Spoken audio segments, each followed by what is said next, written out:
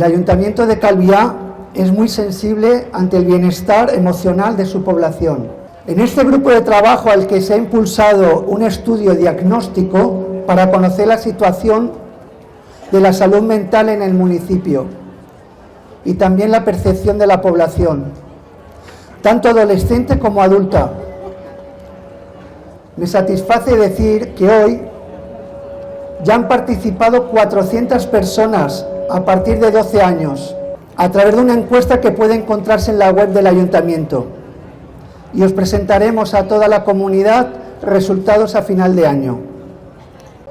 Estamos gestionando la formación del personal municipal para una mejor atención a las personas que ya presentan dificultades.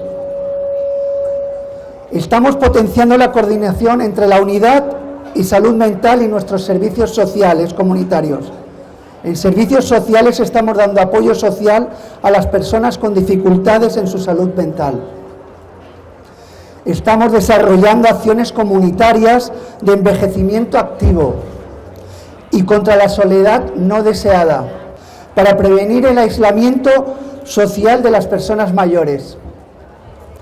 También estamos avanzando y mucho en las tareas de trabajar en red, con salud, con educación, con deportes, con todos los ámbitos que atienden a las personas a fin de dar un tratamiento integral a sus necesidades.